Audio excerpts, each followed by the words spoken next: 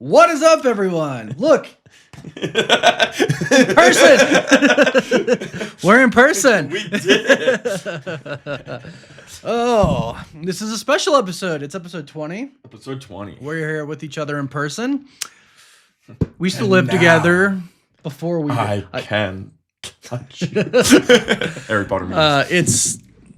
And we never did a podcast when we lived together. We really didn't know. Which is totally what we should have done.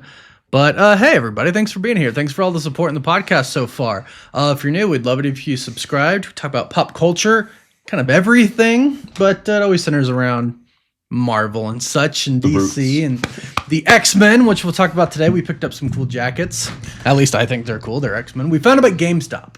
I saw a lot of people asking in one video where we got them. I got it at GameStop. Saw it, bought them. Easy.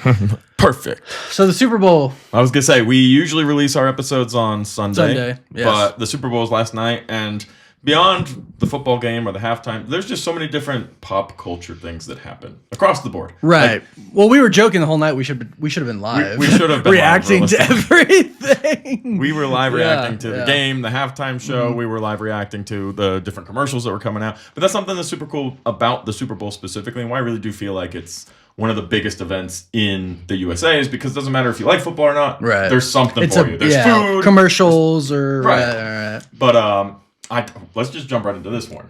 I have the top 5 ranked commercials from the most widely appreciated. You will not agree with this. You will not agree with this. So first of all, I just want to say, just our personal opinion, because he was next to me all night.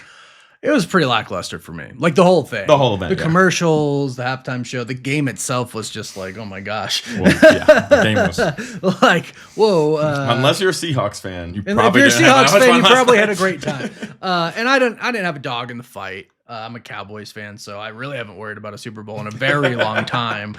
Chris has had some Super Bowls with Tom Brady because he's a Bucs fan. But yeah, so I I didn't really care. It was funny that Drake bet on the Patriots, right? Which Drake which historically always is means, bad omen, right? Like whoever Drake's on, they usually lose. But Drake bets on these. Yeah, Drake has a terrible. I saw it actually right before the game. The news he put $1 million on the Patriots. And I was like, Patriots are gonna just lost. All right, hit me with the. So, I only remember. Well, that's bad. 3 commercials, and one is only because I saw it so many times. I think it averages $8 to $10 million for a 30-second spot. Right. Yeah. This Super Bowl around. Yeah. So if you consider like the creation of it and the price of marketing and then the actual price for the spot, and you only remember 3 of them, that is not money well spent. No. But so top 5 Super Bowl commercials. This is just based off of the best. They had 190,000 viewers vote on this every year. It's USA's Today. Okay. Ad meter. This is the one everybody goes off of. Should I be button? Are you button? I'm button. Okay. So these are the top 5. These are the top 5s. Okay. Number 1 was the Budweiser American Icon one. I did like that one with the eagle. The horse and the eagle. I did like that one. Was really cool. And then they had the actual Clydesdale with an eagle on his back at the stadium. field. Yeah, I did like that. That was really cool. That was ranked number 1. Emotional storytelling, Clydesdale. And I called that right away too. I was like, it's gonna be a Clydesdale. Yeah. All right. Okay. Number 2 was the Lay's Harvest one, which you did make a funny joke about. When he gave his daughter the farm. Oh yeah. So it's a very emotional, Lay's potatoes. And it is, but I was like, there's like no farmers anymore. Yeah. Well, so it was. I was actually saying that it was nice that they were showing farmers, but then I was like, she doesn't want. She gets the man. farm. I was like, she doesn't want the farm. She wants to go get married and have kids. But no, it was one of those it's one of those things where you're not wrong. Farming in America, there's definitely a lot. It's going down. It's been going down. But it was a really good commercial from Lay's to talk about the backbone of America. For sure. I liked it. All these different things. Yeah. Number 3, I would have put this one higher because this was one of the few that I ranked pretty highly. Polar bears. It was the Pepsi, the choice. That's one. That was one of the ones I remember. Yeah. I thought that was clever. And historically, Pepsi, whether you like Pepsi or you prefer Coke, I think if we're talking money and we're talking history, Coca-Cola typically dominates over Pepsi. Am I wrong? Did it used to be the Pepsi halftime show at some point or something? It was like the Pepsi. Now it's Apple. I think it was only like 2 years ago they switched to Apple. Really? It used to be the Pepsi. And it was halftime always show. Pepsi? Now it's Apple Music halftime show. Interesting. But historically, like overall, Coca-Cola's probably the bigger brand. They've got the polar bear. Yeah, they created Santa Claus. Yeah. But the blind test testing was good. Clever. It was funny. Yeah. And it's like, there's really no copyright. Oh, you can't copyright a polar bear, right? It's just like an association thing. Right, yeah, you do associate it. It does remind me of one of Pepsi's like slap battle commercials they did forever ago. Little kid goes to a vending machine and he buys a Coke. And he uses the 2 Cokes to stand on them to get the Pepsi button because he couldn't reach it in the vending machine. Actually pretty but yeah, funny. they've always done really creative ones. So that was third. Fourth, okay. This would have been Warren's number 1. Granted, I'm sitting next to him. Dunkin' Donuts. That was the best one. That was all the 90s nostalgia. I'm a huge Friends fan. They had freaking Joey in there. They had Rachel in there. You know, Tom Brady showed up at the end. Tom Brady freaking showed up. Carlton. Urkel, and then so just Ben Affleck, you know. It just kept growing the whole time. It was funny. It was very, very well But done. it was extra funny, too, because we're sitting there. I just turned 30. My wife was born in 1999, so technically a 90s baby. And my brother was with us as well, born 2002. I'm 89. I'm old guy. 89. I'm an 80s baby. But, like, he did not really get any of the references at all. No. So it's definitely an age one. So if you're younger and watching this, you might not. The Dunkin' Donuts I mean, one. I don't know, because all those, like Costanza was in there, I believe. Like, those are all big pop culture should recognize shows. them. Yeah. Like Friends, Seinfeld, you know what I mean? Yeah, which is actually something we're going to talk about later in this episode. Oh. And number 5 was the Michelob Ultra, the Ultra Instructor. What was the name? Yes. Was it Kurt Russell? Yeah. No, it wasn't Kurt Russell. Was it Kurt Russell? It was Ego. It was who? Ego. Is that Kurt? I think it's Kurt Russell. Yeah, I think so. And it was Louis Pullman, Century. Yeah. And they were making fun of him because he was slow when he went training. It was really good. That was a good one too. I will say that. Funny. Yeah. Now, and he goes again because that's from Miracle. Yeah. When he saw the U.S. hockey team, he keeps them after the game again. Yeah. So that was a really good one. Probably one of my favorite movies of all time. And then top 5 funny ones. So those were just the best ones. Okay. These were the funniest ones. Oof. You'll like the first one. DoorDash Beef 101 with 50 Cent. That was freaking fantastic. Funny. Again, kind of a throwback one. If you're younger, you might have been like, what is happening? He's taken on the king of petty, and I love it. Well, absolutely. And he self-proclaims that role. Yeah. Number 2 was Neil Diamond.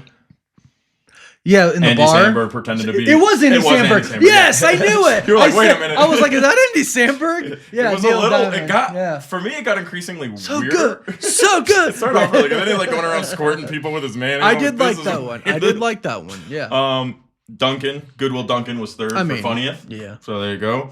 Instacart was Benson Boone, and Ben Stiller did the backflip trying to keep up with Benson Boone. That was pretty funny. That was a good one. Yeah. And then the Bud Light Runaway Keg with Post Malone, Peyton Manning, and Chin Gillis. That was all right. That one was all right as well. The Post Malone hit the shot of him falling was actually pretty funny. Post Malone's really but overall, I was like, yeah. So those are your top 5 best commercials as per the people, and your top 5 funniest commercials. The only one that showed on both lists, got the biggest reaction out of us, was the one we loved. Was the Dunkin' Donuts one. You know what didn't show at the Super Bowl? Avengers Doomsday or Spider-Man. Oh yeah, I guess we should talk about that. I mean, we heard it wasn't going to show. Yeah, right. You know, we heard and it was really weird because a lot of the insiders said that it was. So and like trailer track and like Cryptic, they have really great track records, and because what they do mostly is trailer stuff. Right. So I do believe that they had intentions to show it, and they decided not to. And I think the decided not to part came after the, hey, give us $10 million part. Well, I didn't realize this either until like halfway through the Super Bowl last night. It's typically Disney who has it. NBC Universal had it last night, so maybe that was a factor of it. NBC Universal? NBC is Universal. So ABC is. So ABC's Disney. Yeah, so it wasn't Disney. Actually Disney that was hosting the Super Bowl. Right, so it might have been more expensive.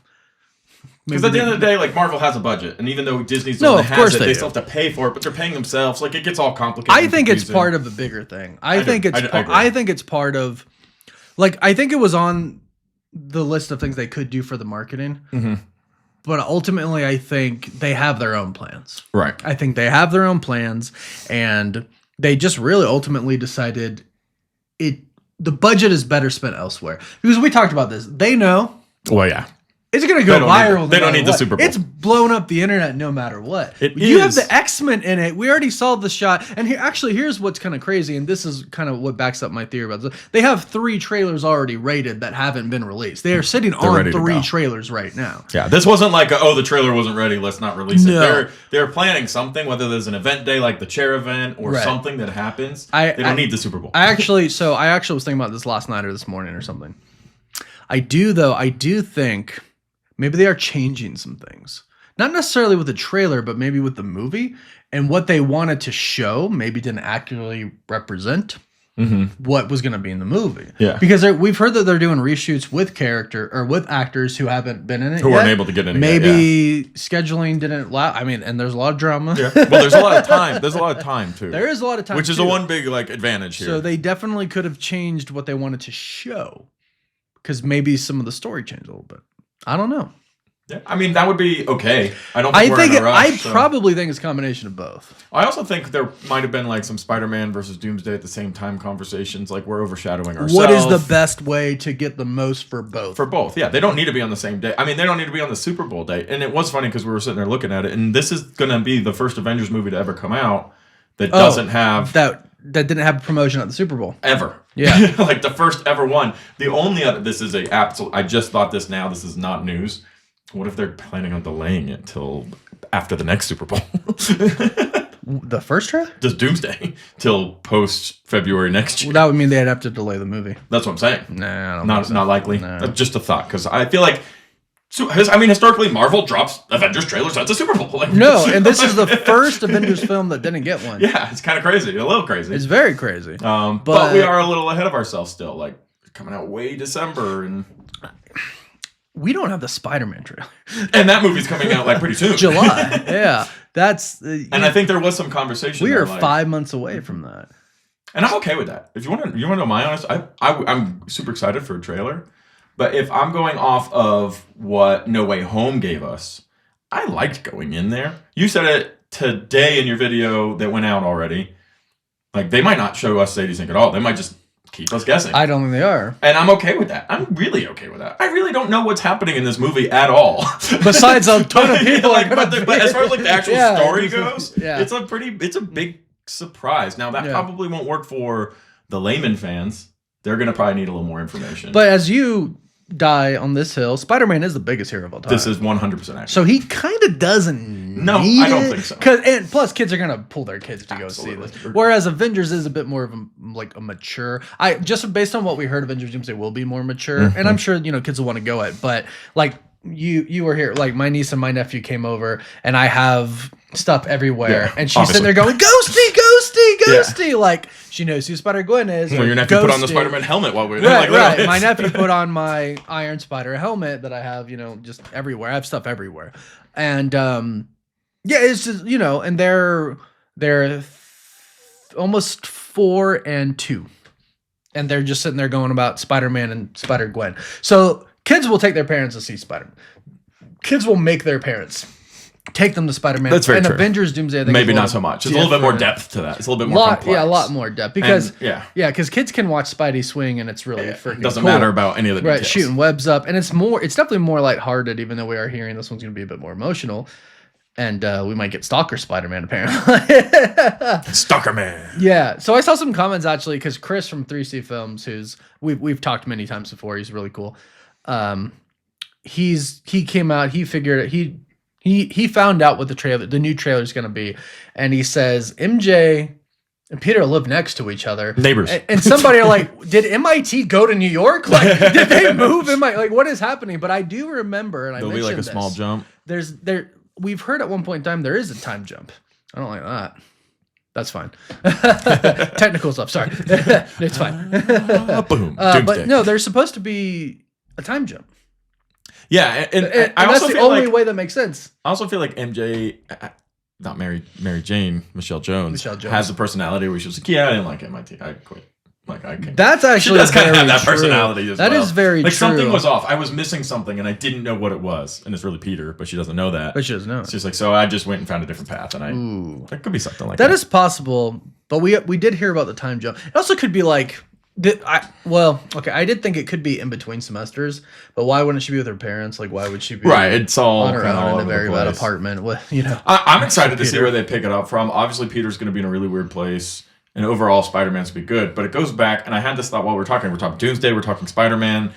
They're both didn't get a trailer. Spider-Man kind of needs a trailer. We were expecting to have it already before the Super Bowl. Spider-Man needs a trailer. I think they're sitting on it, waiting for something. I don't know what they're waiting for. And maybe there is some type of Doomsday Spider-Man conversation. How can we make the most out of these trailers? I think there is, for sure. Right. So they're trying to figure out the best way to do it. We are in the new age of Marvel marketing. Yeah. 100%. So the fact that they said we're not going to the Super Bowl is almost a statement. It's like, this is new now. It's different now. We're not doing what we used to do. Yeah. This is new age Marvel marketing. I was up, not up, but like I checked my phone. I set an alarm for 7 a.m. I'm like, what are the odds they do it the next day? I was wondering if they were going to drop a trailer. just in case. So I was up and I looked at my phone. I was not up. I was like, no. I guess while we're on that topic, I will say, and maybe have a different opinion, dropping, they already did it once, but dropping the Supergirl trailer during the Puppy Bowl, for me. Did you know there's a Kitten Bowl? I did see some of those clips, yeah. That's what I should have watched last night. That's way better than what But I think that's a miss. I think it didn't really get any attention. I'm sure people saw it that cared. But it's that. So here's actually like, I think another like kind of testament to where maybe Super Bowl trailers, I don't know, maybe companies are just going, hey, it's a lot of money and maybe it's not worth it, because I saw it on Instagram. Well, right. Well, let me ask you this. Name me 3 movie trailers that came out last night. I can. The one who didn't tell us the name. There was the Brad Pitt one that didn't have a title in the trailer. It just said Netflix at the end. It cut off. It barely said Netflix. Yeah, it had a bunch of censors, like literally naked chicks and swearing and people and like cigarettes. And stuff all censored. And then it came to an end. It was early on, like one of the first commercials, and then just said Netflix at the end. Whatever that is. Mandalorian and Grogu. Hail Mary, which was a weird trailer. A lot of people were talking about that. And then Hail Mary, like those were the movies. Hail Mary, I've already seen multiple trailers. It was the final trailer for Hail Mary. The Steven Spielberg UFO one. Yep, that one had one as well. I can't remember the name. In my list of great trailers that came out, none of them were like, we're not sitting here like, man, this movie. Maybe if Spider-Man or Doomsday would have came out, it would have taken like the entire Super Bowl. Absolutely. Like I would have been more. I mean, I'm a little biased. Obligated to. Well, no, I was gonna say that would have been the highlight of everything, right? Of the game, of of everything, because it was pretty. To me, it was pretty lackluster, right? Oh, overall, absolutely. Overall, it was pretty lackluster. We were sitting there ranking them. I was ranking them as they came out, and I think I gave one an 8 out of 10. Yeah. And I can't remember which one it was. Maybe it was the polar bear one at the time. That was the first one, and then the Dunkin' Donuts. The Dunkin' Donuts took the cake for us. Yeah. But I wasn't sitting there dying. And in the Doritos didn't do a commercial.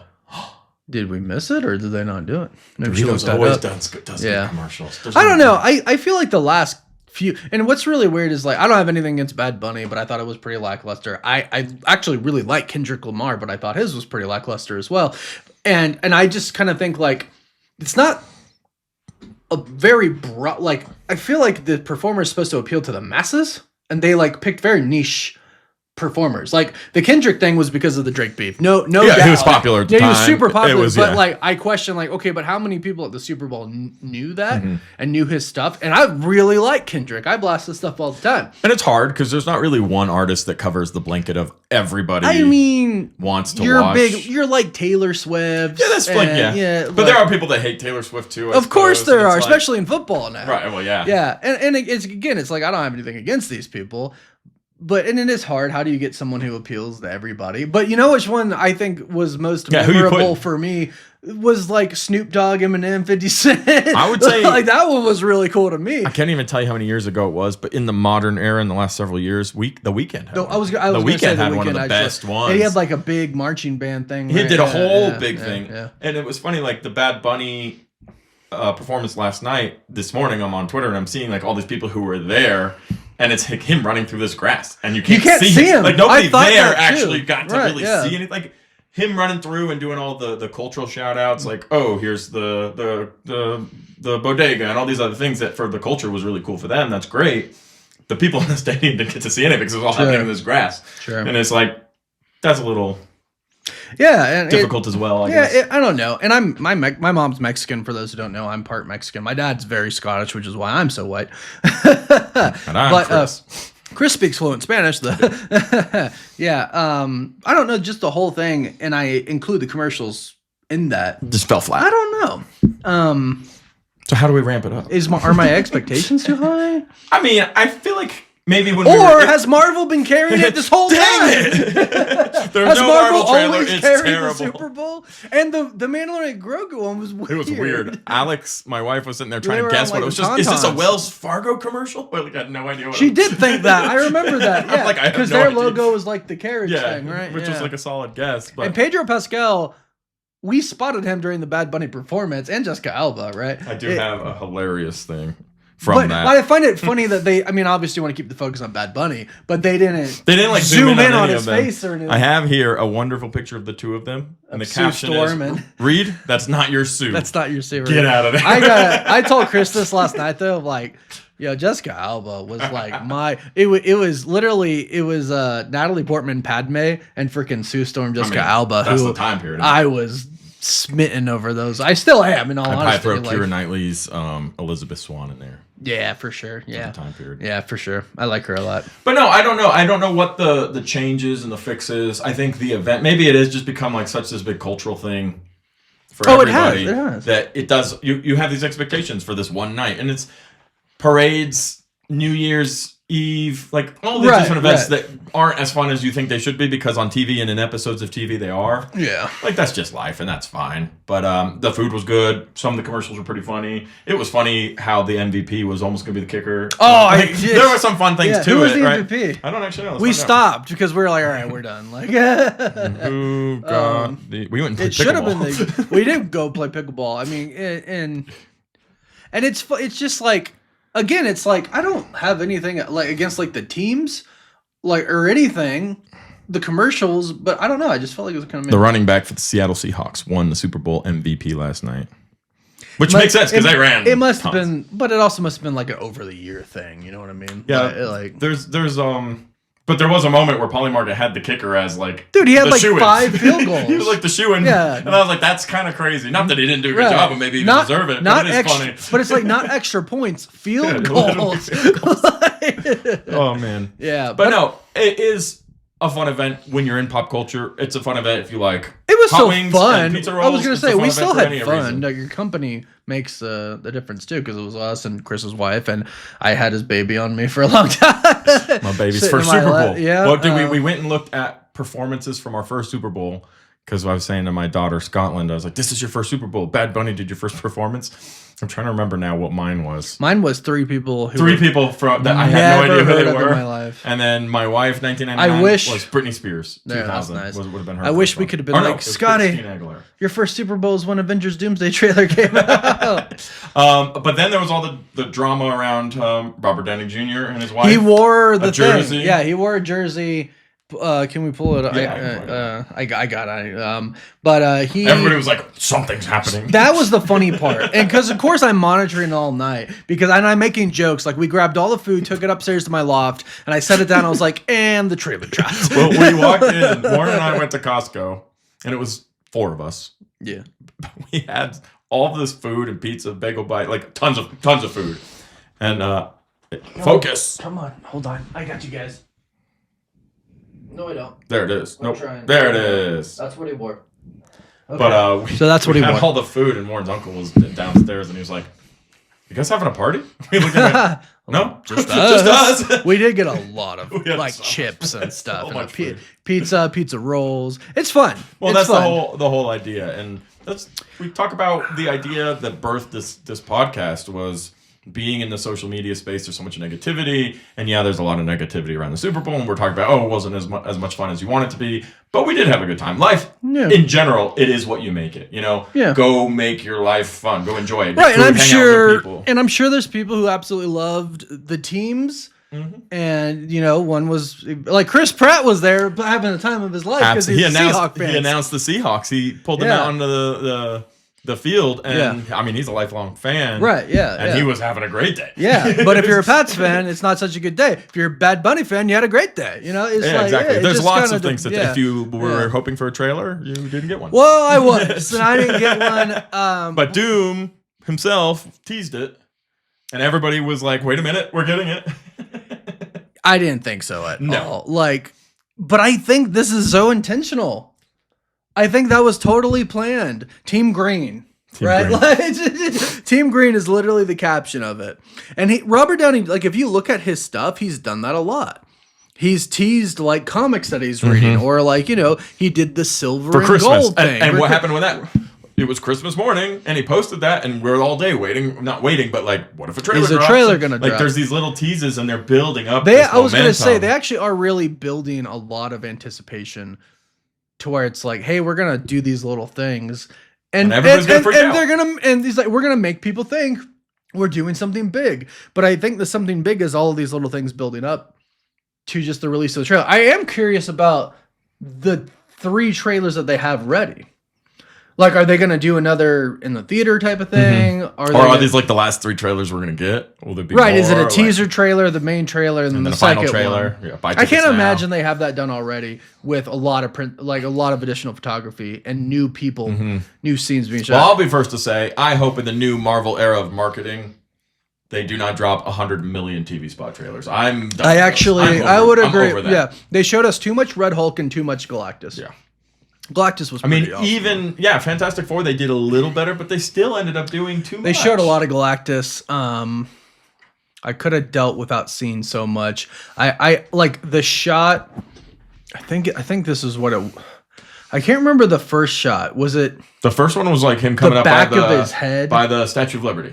Oh yeah, and you couldn't even see his full head. Yeah, you just saw his foot, and I get it. He's the villain. You have to tease the villain for the people who don't know. But I think maybe like when he's sitting on his throne, looking down at the Fantastic Four, that was enough. Yeah, you're like, oh, this guy's. Well, they ultimately ended up releasing. We saw his whole face at one point. Yeah, and then we saw like his entire body knocking over a building when he was walking by. That was fine. Yeah, should have stopped there, but they eventually ended up just like showing him. Yeah, and I want that, and I don't know. In Doomsday, there is going to be so much. There's so many characters, so many cameos and moments and nods. But that's and the payouts. thing. Just show us the characters. We know they're in it. Yeah, it doesn't. Yeah, I don't need to see what they're up to. Right, and it sounds weird coming from us because we're like the spoiler guys. We talk about all the leaks, all the rumors. We just like talking about whatever comes up. Well, right. We mostly just waffle. We just talk until we think we have the idea of what's going to happen. Yeah. Like, oh wait, what if this happens, or what if this happens? Yeah, but that's the fun bit. It's when you start getting to the knowledge of it.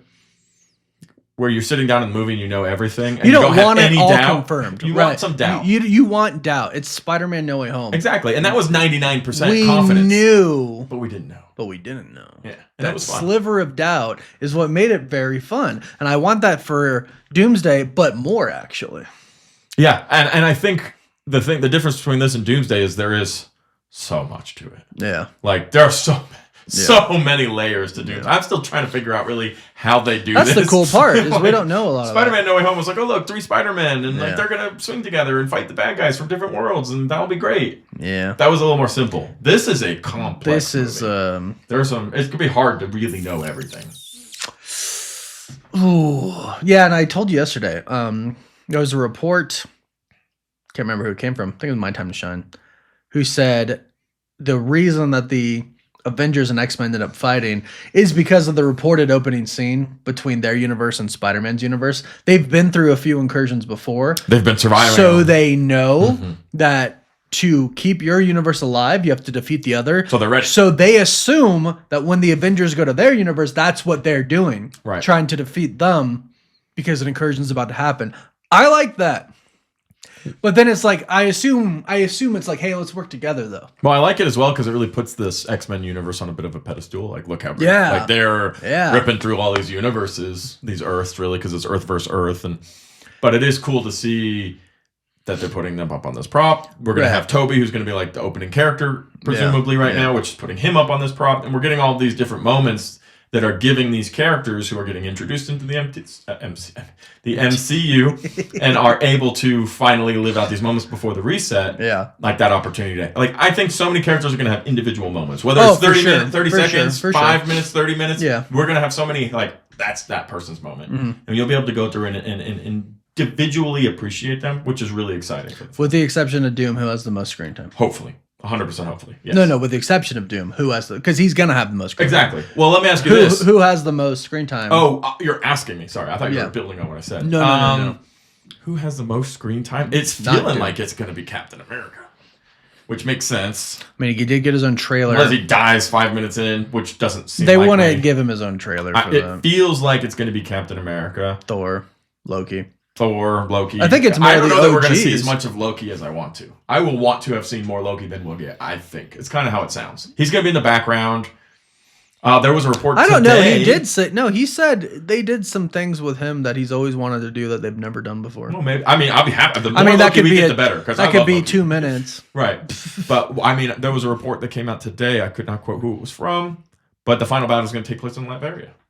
Not the TVA. Which is what we've all been thinking up to this point. Like, all the heroes are going to end up in a Latveria. Well, we've already heard a lot about Doom having a following. Right. Like so that might be where like the worlds collide a little bit. Maybe it's after the TVA gets destroyed. Maybe Loki has to destroy the TVA to save something kind of situation. Maybe he opens... That's confusing because... most of the reports are confusing. They all contradict each other. Because he wouldn't... Like, Latverion 616? It was just that it happens in Latveria. There, right? And all the heroes get summoned to Latveria. Maybe that's where they realize. Because My Time to Shine Hello also reported that the heroes aren't going to know it's RDJ. Right. He never Which is weird. Yeah. But the audience is going to know, which is good. John Campea did say that we don't figure that out until Secret Wars. So maybe it's like revealed at the very end of Doomsday. There's so many conflicting reports. And it could very well be because things are changing. We have so much time. I think they got it, like the general gist of how the whole movie is going to go. Like, I think they know the ending and stuff like that. It may be just like a few fights or something they're going to share, like which characters interact with each other. But like, it's kind of nice that we don't know so much about it. Yeah, I mean, I like the conflict because it's like, well, what would be the best way, or how would I want to see it, or how would I do it, or how do you string all these pieces together to tell the story? So okay, let's talk about this because I saw a few people asking like, we want to hear more about your opinions rather than just the reports, because what it sounds like what's happening right now is Doom is very much going to try, like, at least appear to be trying to save the multiverse in the beginning. It could be too. I will say, I would actually no, because like he's supposed to be on the ship with the Fantastic Four and Steve and all this. I'd rather him just be destroying stuff in the beginning. That's what I wish the opening was him, almost like the scene we got in Quantumania where Kang is like destroying everybody. I almost wish it was something like that. And then you get a computer screen and he's like, where am I going next? And it's Steve Rogers on the screen. And he's like, he's caused the incursion. I really wish it was, hey, my universe was destroyed and it was because of all these Avengers doing different things and the X-Men doing different things. And he's on a rampage. That doesn't mean he can't act like suave and like try to be cunning, because I think that's a big part of it. Yeah. But I'd really like, don't get me wrong, the opening scene does sound dope. Spider-Man versus the X-Men. Yeah, absolutely. And then Spider-Man loses and he gets saved by the TVA probably. Picks him up. Like, that's a good way to do it. That'll last 10 minutes and then it'll be like Doomsday and you're like, crazy. What? But instead of Doom being a buddy in the beginning, you just want it. Let's just get to it. I feel like, well, because it's almost like, it's like, are they trying to like make the audience think he's a hero and then, oh, here's the big twist, he's a villain, right? Yeah, because it doesn't work for. I think we know all of that the whole way through, though. That's what the only started off. The only other question there, because I think I appreciate what you're saying, but I believe it's going to be the buddy route, right? It's not going to be. No, I think so too. But there's two options. He's lying, or he's genuinely trying to save the multiverse. I think there's a part of him that is genuinely trying, and ultimately he realizes he can't. I think it's just like time runs out. He I was going to say that follows the comics. Realizes he it's can't, not going to work, and then goes, "This is what we're going to do." My way, and they go, no, it's Captain America. We don't trade lives. Exactly. Right? He's never going to let classic Iron Man. Yeah. I'm going to put a shield of magic green around the Earth. My Earth that I invented called Battleworld. I mean, if you probably consider yourself the smartest person in the multiverse, which that's Doom. Right. Whether he is or isn't is relevant. He thinks he is. He's not, but he thinks he is. That's how he loses in Secret Wars, is he's fighting Reed and he's like, admit it, Reed, you would have done it better. Don't you think you would have done it better than I did? And he's like, yeah, I would have. And then the Molecule Man's like, well, if you both agree on that, gives him the powers, But yeah, It's the way I do like the way they're going. I think it's going to be amazing. I mean, one of my favorite reports was when we realized, because it was never specified, we just assumed he isn't kidnapping Franklin. He's showing up to chat with Sue and Reed and say, hey, there's a problem. It's kind of a brain pivot there, because when you first see him and there's ominous music and she's all surprised to see somebody in our living room, which anybody would be, it's like, oh, he just kidnapped Franklin because he's going to go start doing Doom stuff with him. Right. But he didn't. Probably. It sounds like he showed up to friends or, frenemies to say, hey. I think it probably takes him eventually. I'm sure he will eventually. Yeah. But we're not starting with, Doom's kidnapped Franklin and we're trying to figure out where he's gone. We're starting with our frenemies showing up and saying, we need to put our differences aside to save everything. Yeah. And then eventually, 2 hours into the movie, Doom's going to say, you know what? Screw you guys. I'm taking my team and we're doing it my way. I just thought of something. Because we've been hearing about the Scarlet Witch. Little rumblings like over the past week and a half. Yeah. That her fate will be revealed. Yes, revealed. Doesn't say she'll be in it. Just that her fate says her fate will be revealed in the movie. You have to imagine she's going to have somewhat of a redemption arc. I mean, if you're bringing her back, she has to. Right? You can't have her. She's not coming back if she doesn't. Well, so okay, but I was just thinking about this. Multiverse of Madness. She's trying to take the power of America Chavez, and it will ultimately kill her. So if Doom really is trying to take the powers of these children, like Love, Eternity, and Franklin Richards. She would oppose that because that's what she was trying to do, being a villain. Right. So she would, you know what I mean? Maybe. And if you go even more meta with it and you think, okay, Elizabeth Olsen literally came out after, like years after, and was like, I didn't really know.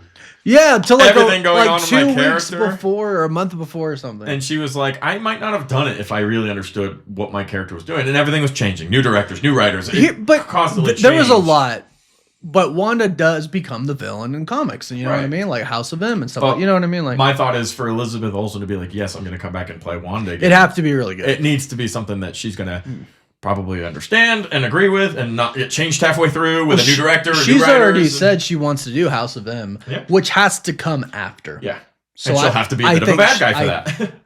Yeah, but it's like it's also kind of weird because like there's a gray area with the reboot that's kind of like. You can do things that you've done in the past, but it has to be different because, like, WandaVision was kind of House of M. She changed the reality to what she wanted it until to be. she says no more mutants.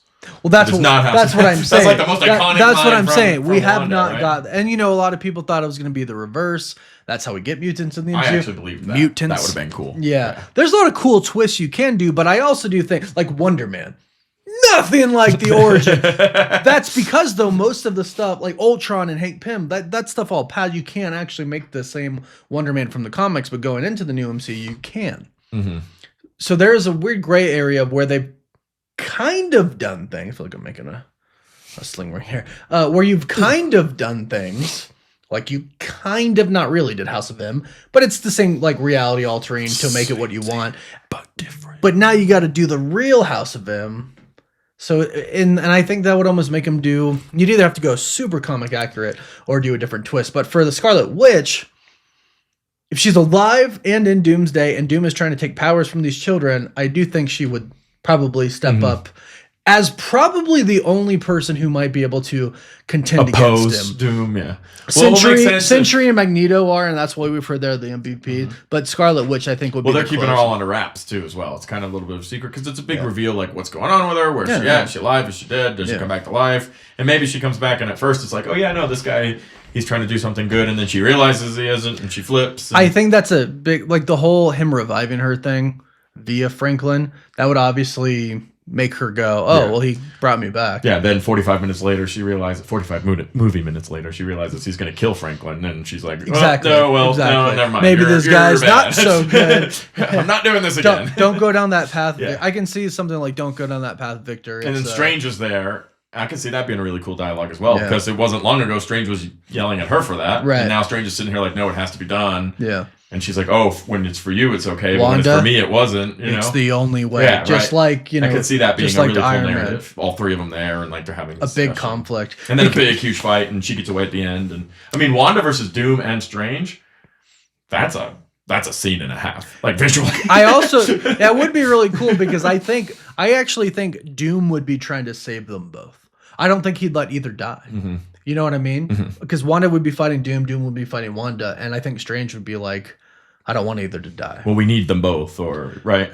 It could be that they need Wanda for something. They probably That's the whole reason do. why they bring her back. She can change reality. Exactly. So it's not just, oh, here's a really strong person, I want her on my team. It's like, we need Wanda because she can do only this, and she's the only one that can do it. Right. The other thought, always the direction Chris ends up going, I have to be the bad guy, but she could be done as the Scarlet Witch. She could die.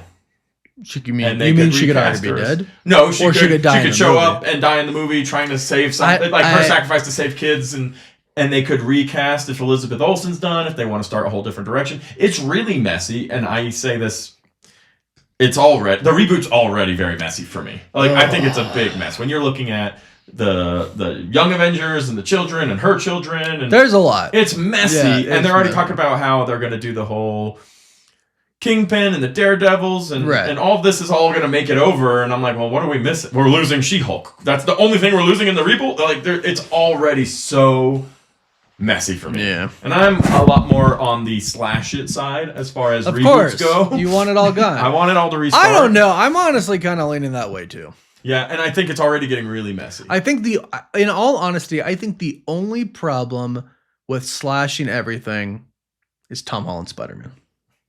Because I think you keep him. Well, who else? Tom Holland, Spider-Man. Like, I'd be okay getting a new Fantastic Four. No, so would I. Like, I'm trying to think who else I think you should get a new... If there's a new Doom, there should be a new Fantastic Four. I'd be sad to lose Daredevil. Yeah. No, you see, and that's the thing. I don't think you can lose him. I'm trying to think especially because they Chris came Pratt. back. I want Chris Pratt to survive, and he's willing. I would like him to survive. Chris Hemsworth. But I really like your theory, and this isn't anything we've necessarily heard. This is one of those, just it makes my sense. thought. Yeah. Just promote him to Odin. All-Father. Right? Yeah. Right? Make him not Thor and have a different Thor, and he's given up his Thorness. Well, there was because Thor's a title as well. But there's also a report that we heard where it says he could get the Odin Force. That part of that prayer is him actually praying for the Odin Force. Right, so he kind of promotes himself to Odin, we'll say. Right. And then we can get a new Thor. I'm fine with that. See, and that's why I think we need a new Thor. That's why it gets a little messy, though. Yeah. Because I totally think Tom Holland has 2 more movies. Oh, Tom Holland is regardless of story and what makes sense, Tom Holland is worth too much money to not bring him in. People adore Tom Holland. They absolutely do. And he's earned that adoration. He's a fantastic Spider-Man. He's a fantastic person. From what I can see, I don't know him personally, but from in the world, he's out there. Seems to be a good dude. He seems like he cares about the fans. He cares about He definitely charities. cares about the fans. He's done a lot of good things with his money, which he's made a lot of playing Spider-Man. He's done pretty good movies outside of Marvel, which a lot of these actors have a hard time transitioning and doing. Yeah. There's no world where they part ways with Tom Holland. No, they're going to do everything they can. They're going to give him... He's the new Robert Downey Jr. Yeah, he's the future. And honestly, they'll try to keep him probably even longer than he wants to be kept. So that's what I'm saying. I think the problem with a complete slash it is you have to keep Tom Holland. Mm-hmm. But with the Spidey sense and how some things work, he might be one of the few characters you can keep. Mm-hmm. And Doctor Strange, but I definitely think you can get a new Doctor Strange. Not that I want one, but I think you can. Yeah, there's a workaround, and it all really comes down ultimately to how they end Secret Wars. It's so messy. Well, it comes down to how they end Secret Wars. Like, what do they do? Do they just say...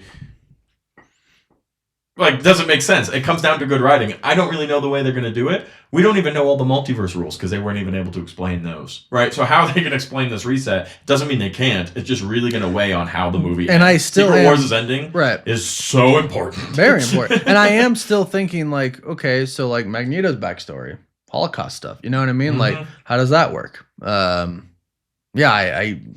There's a lot of questions that Secret Wars really does have to answer. I'm probably on the outside of this one, but I would almost think it was even really cool if the new Marvel era, like, they weren't on Earth. Like, most people won't agree because almost all Marvel comics happens on Earth, in New York specifically.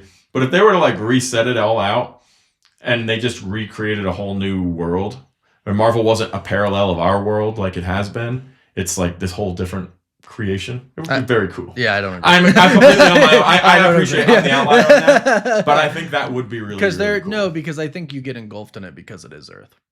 Exactly true. I don't disagree with that. I think that's the part of it that makes it so real. Right. But it would be cool. We've done that. We did Earth. We've got all sorts of Earth. Like, let's try something different. Well, I mean, they're going to explore the cosmic side. Big time. I mean, so they say. Yeah. I really been hearing that for a while. Where's Nova, Warren?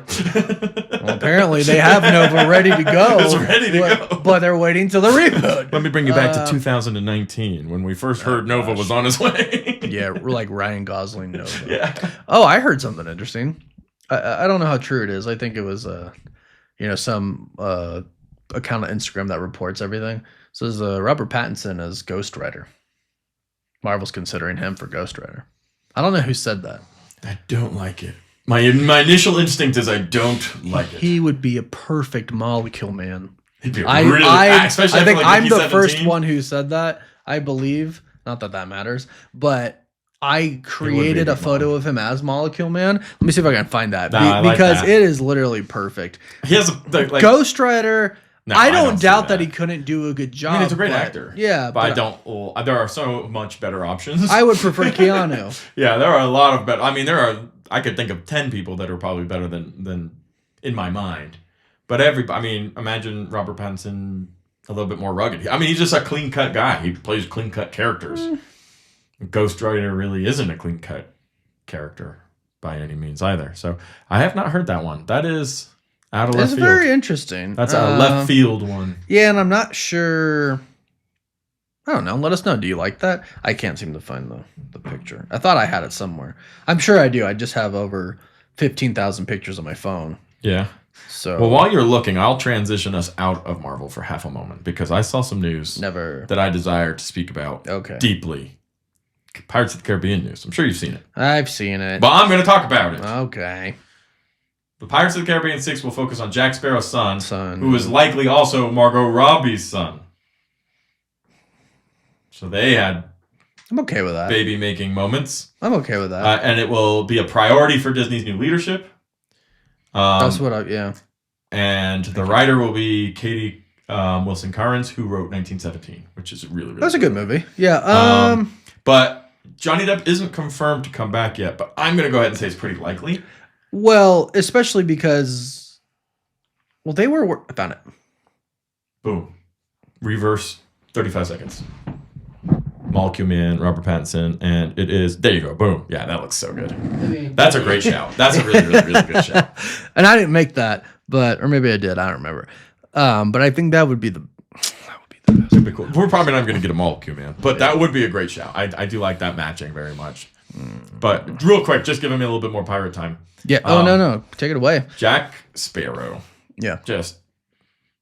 But not Robert Downey Jr. Johnny Depp. Johnny Depp is already acting with Disney doing The Muppets Carol, which we've seen photos of. Is he? Yep. There's been photos of it. Leaked set photos. He looks great. And he's Ebenezer. He looks really, really good. Definitely just Google leaked set photos, Johnny Depp, Christmas Carol. They'll pop up. There's tons of them. Really, really good.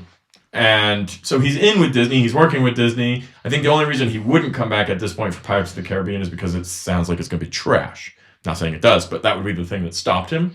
He's not going to come back and play if it's not good, especially since he's really prioritizing his roles. He had beef with Disney, which was well-deserved beef. Oh, for sure.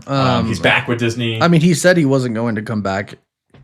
But he did. Even if they offered like $400 million or something. Yeah. And a lot of people are like, well, Disney offered him $401 million. Yeah. But I also know that Johnny Depp's kind of the guy that would do it for the fans. And he knows he the would fans totally want him do back. it for the fans. I mean, this is a guy who kept the Johnny Depp costume in his trunk in case he was ever by a children's hospital to dress up and run around. Like, this is a guy who does love fans and loves what he's created. You know how that started? His daughter almost died. Did not know that. And so he... That's sad. He would do that in the hospital where she was at. Because he was there. I believe it was in Rome. Wow. He lived like Spain or Rome somewhere for a while. So he could be away from it all with his kids. Yeah. So that's how it started. I mean, yeah, he's a great guy. But if he were to come back, he would do it for the fans. Absolutely. And if he were to come back and even have not necessarily the main role, I mean, he could have 10 minutes. It'd be the 10 minutes everybody talked about. But it would be cool if they're continuing the Pirates franchise, which is a huge Disney franchise, by passing it on to his son. That would be cool. And but I think it was the producer.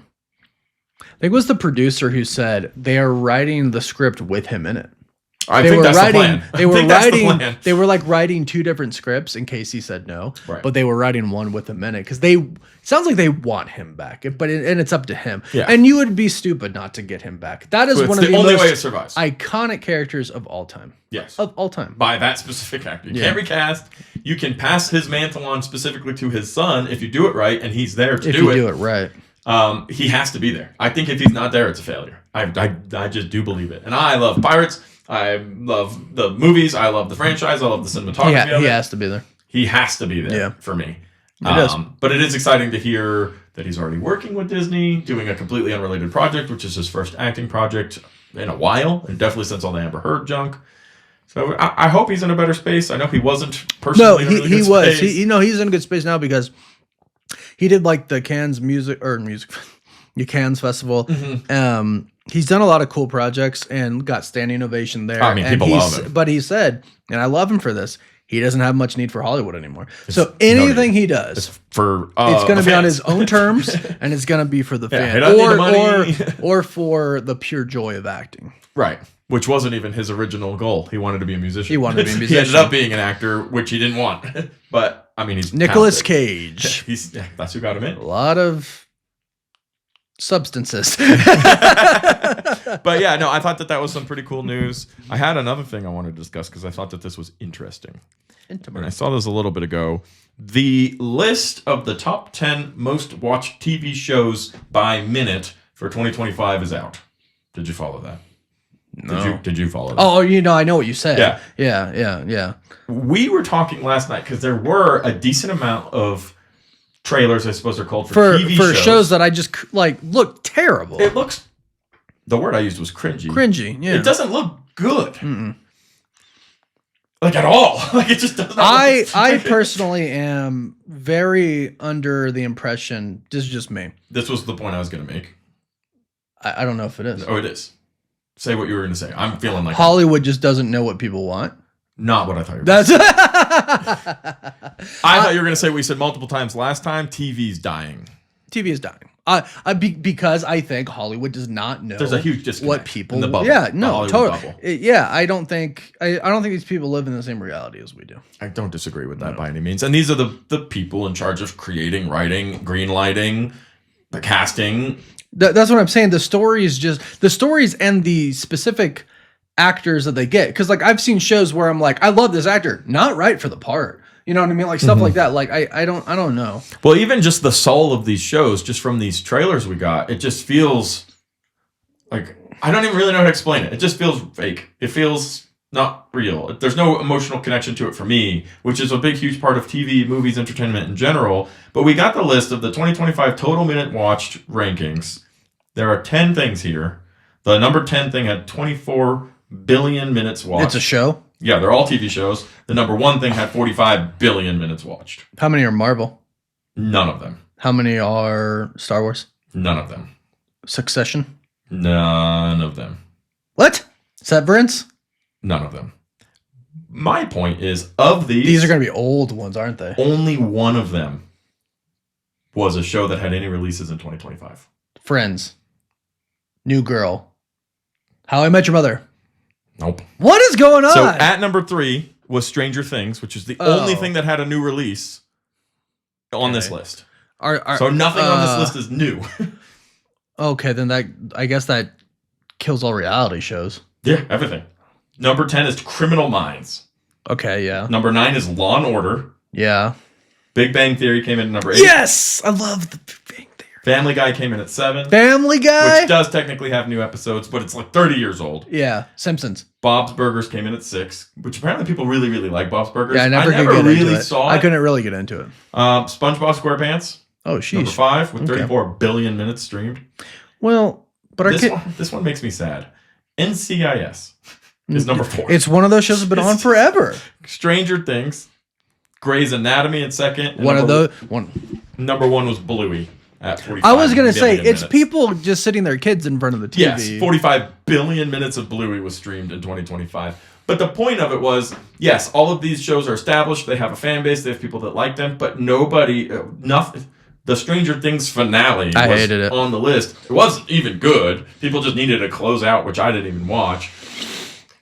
Like, there's no new TV shows. Like, the people are like, this is my life. I'm attaching myself to this. And a lot of new shows have come out. I watch How I Met Your Mother, The Big Bang Theory, New Girl, on like repeat, and my Korean dramas. Your Korean reality shows. Or no, just dramas in general. Reality shows, but just drama in general. I on repeat. Because there hasn't really been much new stuff that I've been into, with the exception of like Succession and Severance. Yeah, I don't know. But I'll challenge it too. Like, think about shows that have come out in the last 10 years that could have been on that list because they were generationally amazing shows. Breaking Bad's not on that list. Walking Dead's not on that list. Game of Thrones isn't on that list. Those are done and established shows, but somehow NCIS is third or fourth on that list. Like, we've made other things that aren't NCIS. Right. No. Like, we have. Like, but those are like shows that have been around forever. So I get that. Like Grey's Anatomy. I totally get that. But so in my mind, I'm just thinking like no Marvel, no Star Wars, because there hasn't been anything. None of their shows have been that truly amazing. Like if there was something out there that was like truly amazing, like no one's binging The Acolyte. You know what I mean? Like no one's going to rewatching The Acolyte. Yeah. You know, or like The Mandalorian. It had a really good run, but some, you know, like some seasons are better than others. You know, I hate picking on She-Hulk, but you know, I don't know how many people are going back and rewatching She-Hulk. And if you like that, if you did. Good for you. No, good for you. Like, you know what I mean? Everyone has their own taste. Like Wonder Man, I thought was really fresh.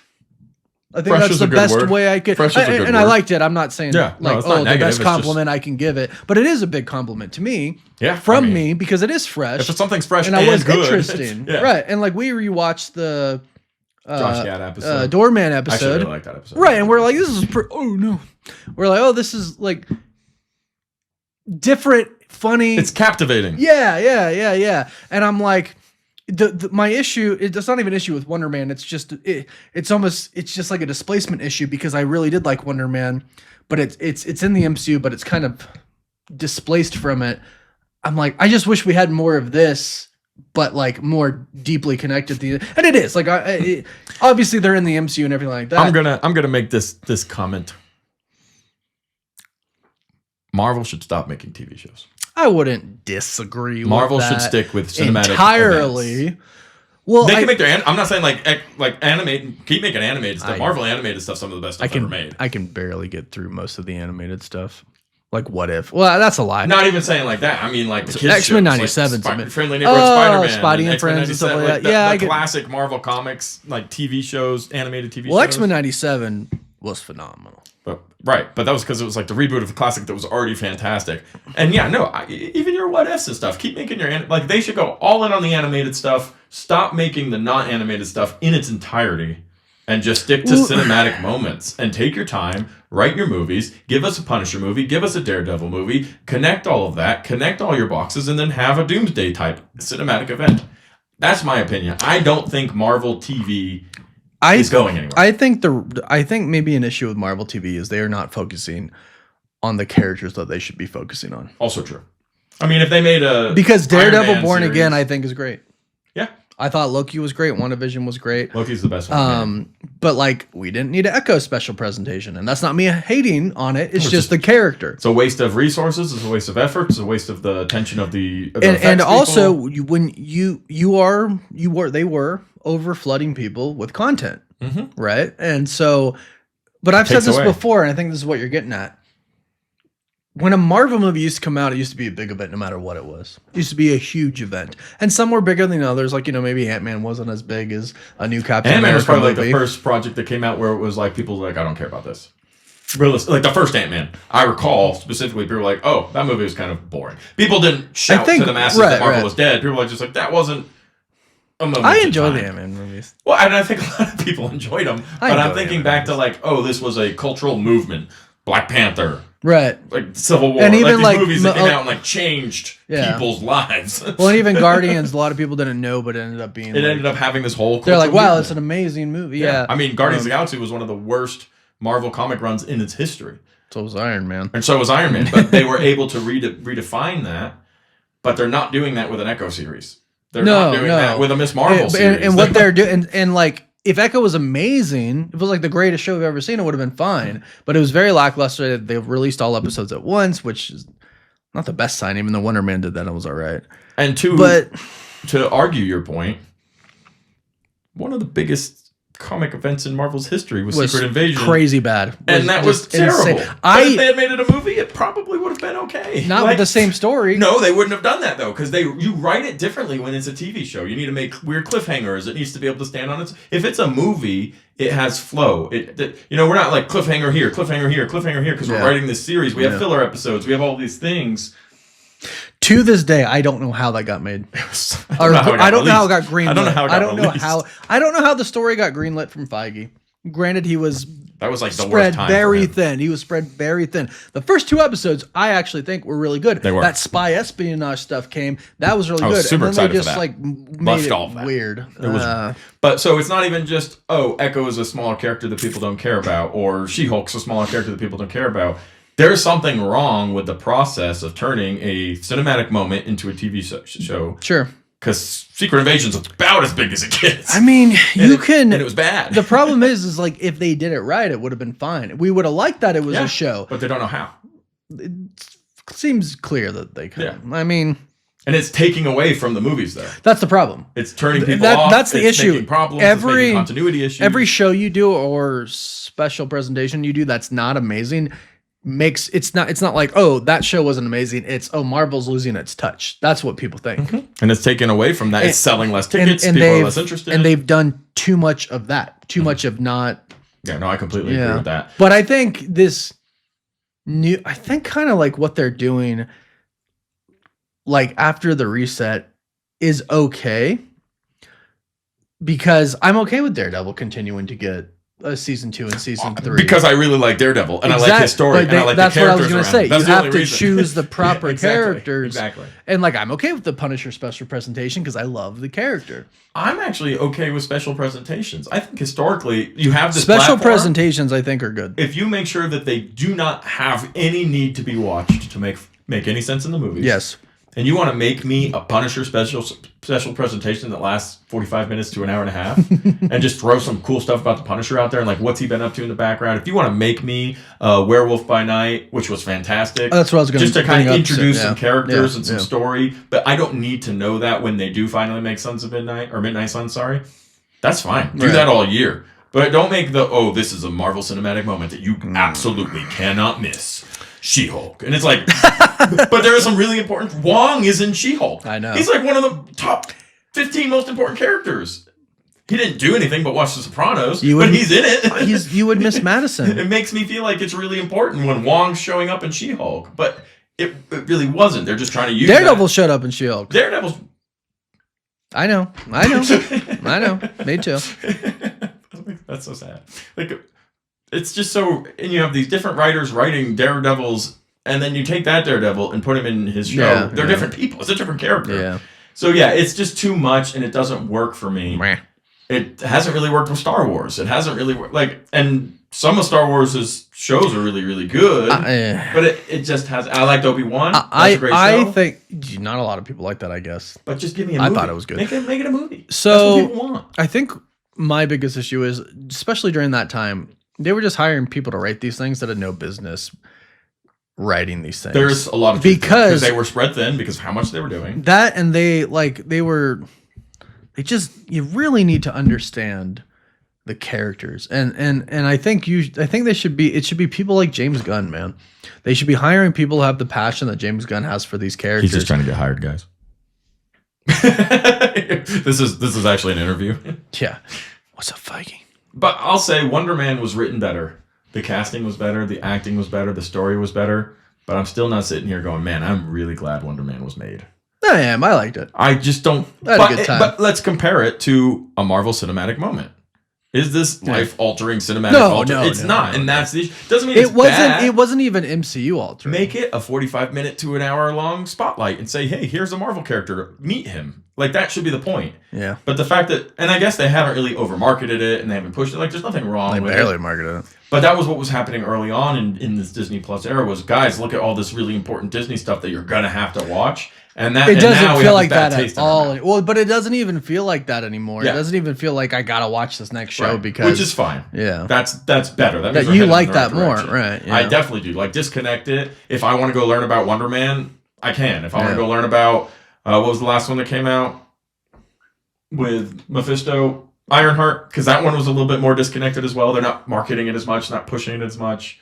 I hated Ironheart.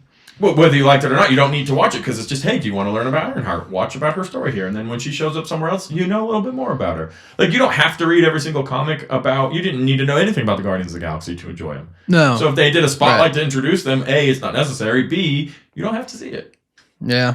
It's like content for content's sake, I guess. They certainly should not put out as much, which I don't think they are. No, I think they've definitely learned that lesson. So interested to see how that all ends up ultimately. But Well, I just want a little bomb to be dropped on all of it and for them to start over.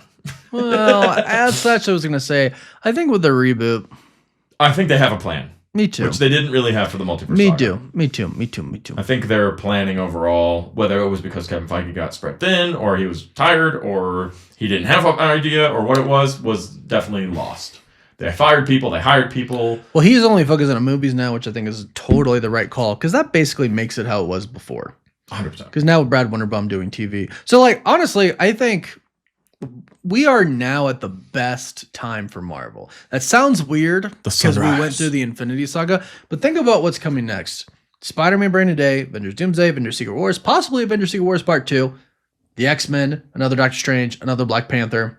I mean, there's some really great projects coming. Nova is supposed to be coming. The Avengers recast. A new Avengers Like, that's team, the inevitable. Midnight Suns, Mephisto being a villain, Whatever happens with the cosmic cosmic- entities. That is what's coming. That's incredible. Yeah, and that's all 6 years away from really starting to blow people's minds, too. Yeah. And everybody's going to show up for the first project of the Course, the new X-Men. phase. Yeah, Or no. phase A, I've been calling it. Like, people are going to want to know. Yeah. Like, it doesn't matter. Secret Wars is going to end well. Doomsday's going to be amazing. Like, there's no real question This is around that. I think, and it sounds like Spider-Man Brand New is gonna be crazy. Apparently, it's going to be nuts. I don't know why or how or when, but because it is. but it just sounds is. like it's going to be really like there's a lot of confidence around it. Yeah. which I like. So I think we're about to hit peak MCU. We'll see. So if you made it this far, comment peak MCU. That's the Hunters Club word. Hunters Club word, peak MCU. I like that. That's we see the comments that you, I like guys it. do. Yeah. I'm always amazed when we get to the end of the episode and we usually because we start yapping during the episode and I don't. Oh, I can yap all day. But we like at the end we're like, oh yeah, I'll answer all these questions and then people are in there answering. I'm like, whoa. I love it. you guys are awesome. Still here. Yeah. That's super cool. Also, it's likely we'll record one more before. I think so. I was thinking that. So yeah. what do you want us to do while we're here together? Wearing matching X-Men sweaters. Let us know in the comment section down below because we can do some different stuff. So, boom. We hope you enjoyed this live version, and if I can get Chris to move back here, maybe we can get a whole studio Every week set up. we just need to fly to a neutral location in Texas, or you move here, and we'll set up an office. or you We'll just call it the move. Cosmic Branch. Cosmic Central. Cosmic Central. Yeah, there it is. The C's. And we'll just fly there and we'll meet. Easy. But we have so much fun recording these podcasts. So thank you guys for watching. Like if you haven't, subscribed, comment something that you want us to do for our next in-person recording. Subscribe. Go Bucks. Cowboys. Goodbye. Go Bucks.